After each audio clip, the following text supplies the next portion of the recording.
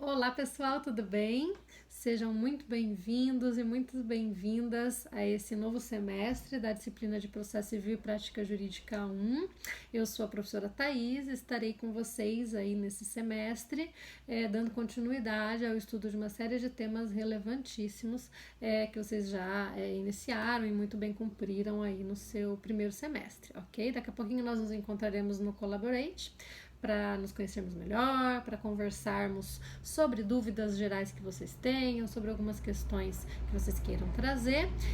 E por hora eu vou gravar esse primeiro vídeo bem curto, bem tranquilo, para que nós possamos já iniciar as temáticas desse segundo semestre, começando pela temática das partes e dos terceiros no processo. Nós vamos iniciar com o estudo das partes e com o estudo do litisconsórcio. Entraremos um pouquinho no litisconsórcio já na aula de hoje e depois que encerrarmos o estudo do litisconsórcio, já nas próximas semanas, estudaremos as formas de participação de terceiros no processo, as formas de intervenção de terceiros, ok? Com muita calma, sem pressa, para nós conseguirmos introduzir esses temas com toda a calma do mundo para conseguirmos devagarinho evoluirmos aí no estudo dessas temáticas, ok? Quando nós falamos de partes, pensem comigo, né? O que será que é parte no processo? Né? Qual será que é o melhor conceito sobre isso? Né? Vocês vão ler daqui a pouquinho um trechinho do livro do professor Marinoni e do professor Daniel e do professor Sérgio sobre isso, e lá eu vou contar, eles vão contar para vocês que existe uma polêmica em torno do conceito de parte, né? A doutrina se debruça muito para tentar encontrar, afinal de contas, quem são as partes no processo. Vejam que nós não estamos aqui buscando uma resposta à pergunta de quem são as partes legítimas no processo. Vocês já estudaram a legitimidade ad causam, a legitimidade das partes, aquela que é uma das condições da ação, né? A parte para propor a ação tem que ser legítima, naquela ideia da construção do direito de ação que veio lá do Liebman, né? Para propor ação é preciso ser legítimo, mas a partir do momento em que aquele sujeito se encontra em um dos polos da ação, ela já se caracteriza como parte, ainda que ela não seja uma parte legítima. Tudo isso para dizer, nós não estamos falando aqui de legitimidade de parte, mas sim de quem são partes no processo, quem figura ali no polo passivo e no polo ativo do processo, aqueles que nós chamamos de autor e réu. O Liebman tem uma definição clássica que sempre foi muito adotada com relação a partes. Ele diz: partes são sujeitos do contraditório, aqueles que estão no processo exercendo o contraditório, participando do processo, são partes. Mas esse conceito do Liebman é muito amplo. Afinal de contas, nós não temos somente a categoria das partes no processo, nós temos também terceiros no processo, pessoal. Por exemplo, eu posso ter uma ação proposta pela Thaís contra qualquer um de vocês e uma outra pessoa que não figura nem no polo ativo nem no polo passivo, a gente não incluiu essa pessoa ali, ingressar para me ajudar. Essa é a figura do assistente. Vem um terceiro, claro que tem requisitos para isso, critérios para isso, mas vem esse terceiro e se coloca do lado da Thaís no processo para auxiliar, para assistir a Thaís. Este é o assistente, é uma das formas de intervenção de terceiros, um terceiro ao processo que vai ingressar como assistente da Thaís. O assistente não é parte no processo, a parte é a Thaís. A parte é o réu, que a Thaís colocou no polo passivo da ação, mas aquele assistente, aquele terceiro ingressou no processo, na condição de terceiro. Veja que ele é terceiro, ele não é parte. Parte e terceiro, portanto, são conceitos que se excluem. Nós temos as partes do processo, o autor e o réu, mas temos alguns terceiros que podem vir para o processo assumindo determinadas posições.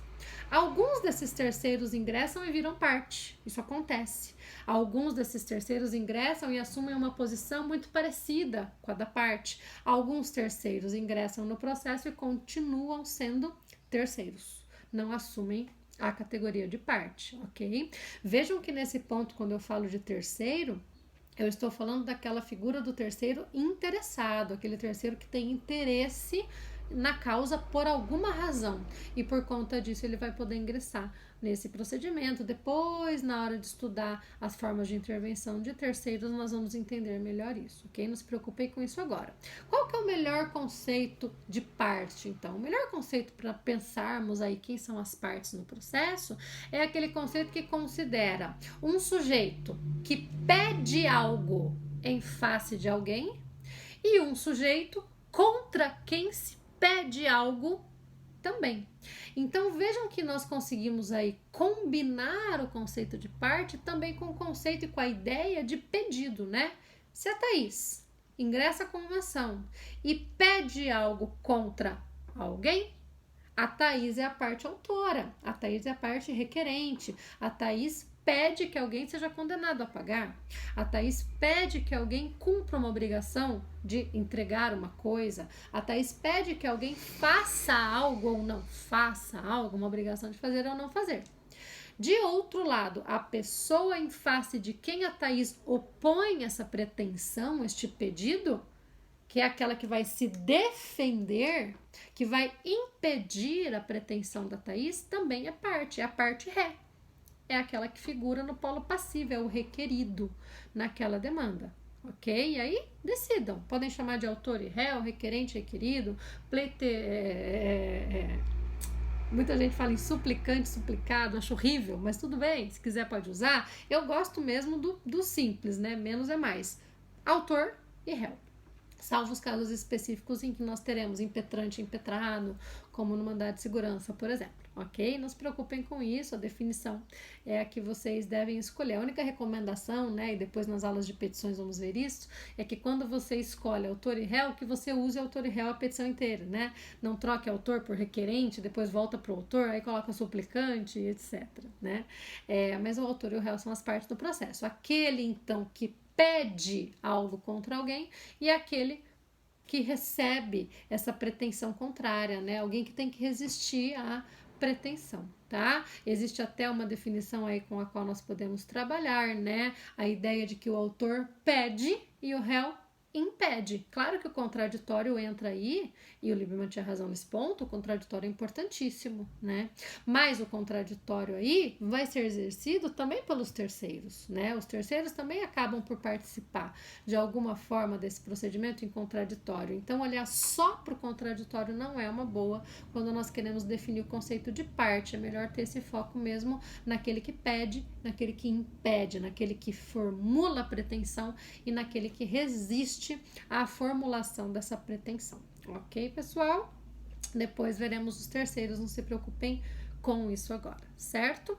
Quando nós olhamos para a ideia de parte, nós precisamos então observar um conceito bem bacana e bem importante, que é o de pluralidade de partes. Vejam o nome, né? Pluralidade de partes. Eu posso ter só a Thaís no polo ativo da ação e só um réu no polo passivo da ação, sem problema nenhum.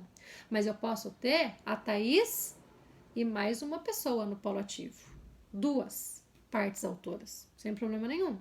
Eu posso ter 5 pessoas no polo passivo. Eu posso ter 50 pessoas. Eu posso ter uma infinidade de pessoas no polo passivo de determinada ação. Nós falamos aí, então, das hipóteses de litisconsórcio. Vejam bem o nome, gente, litisconsórcio. O que é o litisconsórcio?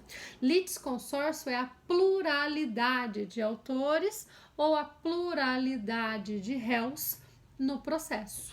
Nós temos aí uma comunhão de pessoas no polo ativo, um consórcio no polo ativo ou uma comunhão de pessoas no polo passivo. São as hipóteses de litisconsórcio. Então, imagine a seguinte situação. Eu, Thaís, fiz um contrato de empréstimo com uma determinada pessoa e junto comigo nesse contrato de empréstimo, uma amiga também assinou, também celebrou esse contrato. Eu e uma amiga decidimos que nós queríamos abrir um negócio e em razão disso precisaríamos do empréstimo. Vamos lá então, eu e minha amiga, com um banco, com, sei lá, uma instituição financeira, para realizar um empréstimo de um determinado valor com esse determinado banco. Imaginem que exista algum problema nesse contrato e seja necessário propor uma ação para discutir esse contrato. A Thaís e a amiga dela, portanto, podem juntas ingressar com essa ação em face dessa instituição financeira. Nós estamos em litisconsórcio, somos duas autoras contra um réu. Eu poderia ter 2 réus também, sem problema nenhum. Poderia ter 3, 4, 5, vários, gente. Não tem um limite estabelecido objetivamente aí para isso. Mas existe ali mais de uma pessoa no polo ativo e mais de uma pessoa no polo passivo, ok? Essa é a ideia do litisconsórcio. Claro que não é qualquer acumulação de partes que pode acontecer. Claro que existem critérios para isso. Existem formas de se configurar o litisconsórcio e a ideia é que a partir de agora, nas próximas 2, 3 mais aulas, nós fiquemos aí com muita calma olhando para elas. Mas é importante que vocês tenham em mente que quando eu falo de partes, eu posso estar falando de partes plurais, no polo ativo ou no polo passivo, mais de um. Seja lá quantos forem necessários e quantos forem possíveis de estarem naqueles polos da demanda, isso nós vamos entender melhor, tá? Existe uma classificação para o litisconsórcio. O litisconsórcio, para primeiro de tudo, pode ser ativo ou passivo. O litisconsórcio vai ser ativo quando a pluralidade de partes está no polo ativo, portanto eu tenho pluralidade de autores no processo, e o litisconsórcio vai ser passivo quando a pluralidade é de réus. A pluralidade está no polo passivo do processo. Eu posso ter um litisconsórcio misto. Eu posso ter pluralidade no polo passivo e pluralidade no polo ativo também, sem problema nenhum. Vários autores, vários réus, sem problema nenhum, ok? O litisconsórcio também pode ser necessário ou facultativo. O litisconsórcio é necessário quando ele é obrigatório. Aquelas partes têm que estar juntas naquela ação. Não é possível que elas litiguem separadamente. A necessidade obriga a participação daqueles autores no polo ativo ou daqueles réus no polo passivo da demanda, ok? Quando eu tenho, por exemplo, uma hipótese de nulidade de um contrato, por exemplo, de casamento, eu necessariamente precisarei propor essa ação anulatória contra as 2 pessoas que celebraram o casamento, né? Se eu tenho uma nulidade de um casamento, necessariamente as 2 pessoas terão que ser colocadas no polo passivo. O Ministério Público, por exemplo, ingressando com uma ação de nulidade de casamento, vai colocar no polo passivo dessa ação necessariamente as 2 pessoas que casaram. Se eu tenho por exemplo, uma nulidade de um contrato administrativo que alguém celebrou com a administração e existe lá o Ministério Público ou alguém que pretende entrar com uma ação para discutir isso, necessariamente no polo passivo terão que estar as 2 partes que celebraram esse contrato, porque essa nulidade diz respeito a ambas. Quando eu falo de uso capião, por exemplo, eu necessariamente tenho que incluir no polo passivo da uso capião não só aquele que é apontado como proprietário do imóvel, usucapindo, a ser usucapido, como também todos os confrontantes, os vizinhos que estão ali pertinho daquele terreno e que necessariamente vão ter que se manifestar. Em todos esses exemplos, eu tenho litisconsórcio necessário, é obrigatória a presença dessas partes. Se eu proponho a ação e não incluo todo mundo que eu tenho que incluir no polo passivo desse processo, é possível que o juiz intime a parte para indicar, colocar, inserir essas pessoas no polo passivo do processo. Porém, se isso não acontece, essa ação vai ser extinta. Isso não pode prosseguir, porque qualquer decisão ali proferida não vai ter validade nenhuma na medida em que todas essas partes têm que estar no processo. Porém, o litisconsórcio também pode ser facultativo. No exemplo que eu dei para vocês do contrato que eu fiz com a minha amiga, o litisconsórcio é facultativo. Nós 2 somos devedoras ou credoras, tanto faz de um contrato. É facultativo virmos as 2 juntas ou não para discussão desse contrato. Podemos vir, e se viermos, caracterizaremos ali o litisconsórcio, mas é facultativo, nós não somos obrigadas. O próprio Código Civil é que vai dizer isso, né? Ele vai dizer que é possível que venham mas não é necessário que venham todos. Litisconsórcio, portanto, facultativo ou necessário. E a outra classificação importante para o litisconsórcio é de litisconsórcio simples e unitário. O litisconsórcio é simples quando a decisão proferida no processo vai poder ser uma decisão diferente para os litisconsortes. Pode ser que para cada um haja uma decisão diferente, a decisão não necessariamente precisa ser a mesma. No caso da usucapião, é isso que acontece, né? Embora eu seja obrigada a colocar todo mundo no polo passivo, pode ser que o resultado do processo seja diferente para uma ou para outra pessoa. Pode ser que para o proprietário do imóvel, ele perca o imóvel, a usucapião ocorra.